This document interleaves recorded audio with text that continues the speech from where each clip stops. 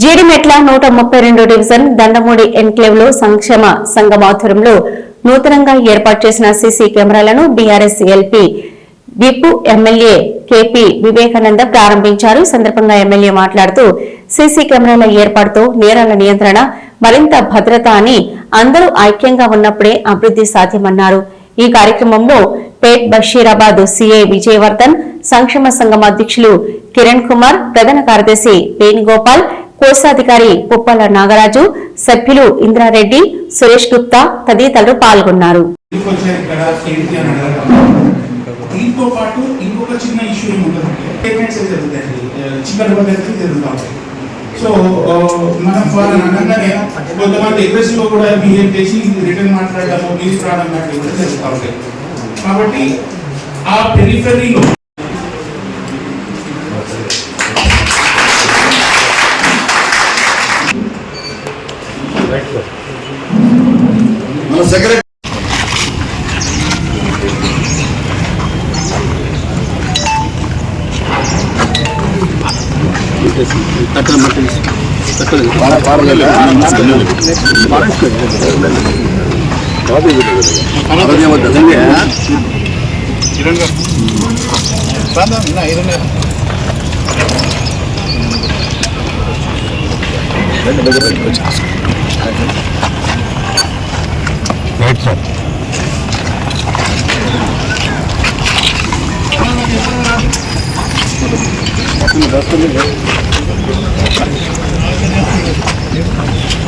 అన్నట్టు పైసలు చెక్ పెట్టాను.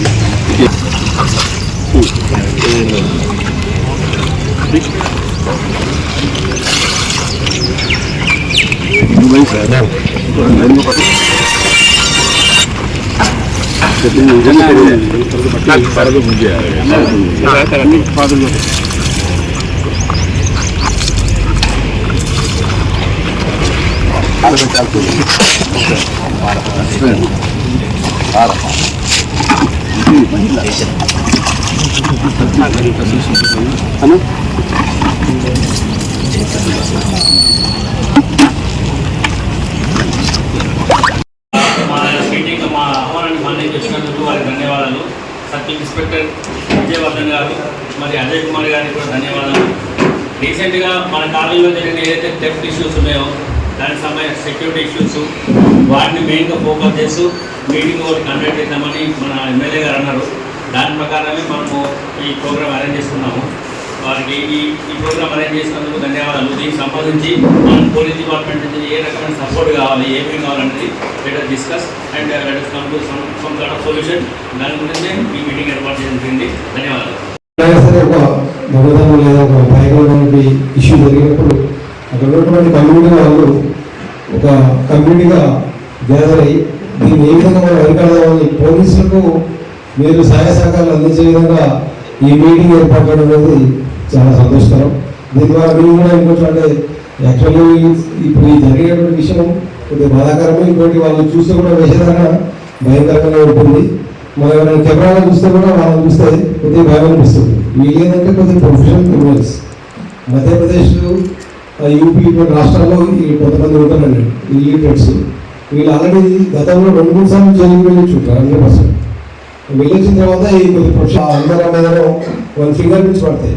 సో అవి ప్రీవియస్ ఇష్యూ ఉంటే మన సిస్టంలో కొట్టేస్తే మాకు కొంత క్లూ వచ్చేస్తుంది. మనం ఏదో వాటర్ ప్రాబ్లం ఉంది. ఎందుకంటే మనకు ఎవ్రీ ఆల్టర్నేట్ డే వాటర్ వస్తుంది. వాళ్ళ దగ్గర ప్రకారం ఏంటంటే మేము 4 hours 5 hours ఇస్తున్నామని మేనేజర్ వాళ్ళు చెప్తున్నారు సార్. కాకపోతే ఇక్కడ మనకు ప్రెషర్ చాలా లో ప్రెషర్ తోటి నీళ్ళు రావట్లేదు. ఆల్మోస్ట్ 2 lakh లీటర్స్ వస్తుంది ఎవ్రీ ఆల్టర్నేట్. మనం రోజు ఒకసారి అప్పుడు ఒకసారి డౌన్ తీసుకున్నాం 1 lakh లీటర్స్ వాటర్ వస్తుంది. ఏ రోజు సపోజ్ నీళ్ళ ప్రాబ్లం రావడం. Yesterday I received 4 calls. Main Janardhan Reddy గారు నీళ్ళు రావడం లేదు. సీనియర్ హౌస్ పర్సన్ వాళ్ళ ఇంట్లో ఉన్నది ఇద్దరే. వాళ్ళకే నీళ్ళు అనుకుంటుంది. మిగతా పరిస్థితి మనం అర్థం చేసుకోవాలి. కాబట్టి వాళ్ళు ఏమంటున్నారు సార్ ప్రెషర్ రావడం లేదు.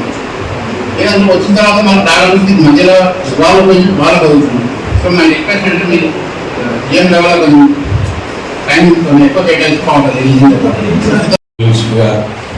మరి గతంలో కలిగిన రీతిలో మరి దొంగతనాలు ఇవన్నీ కూడా చూస్తూ ఉన్నాం. అయితే సరే ఇప్పుడు విషయాలను కూడా ఇన్స్పెక్టర్ మన చెప్పారు. మన కాలనీలో జరిగినటువంటి సంఘటనలు మీ అందరూ కూడా మీకు అనుభవంలో ఉంది, మీరు జాగ్రత్తలు తీసుకుంటున్నాం. తప్పకుండా మంచి మనం ప్రొటెక్ట్ చేసుకుంటున్నట్టు ఉండాలి కాబట్టి దాన్ని నేను నియమిస్తున్నాను.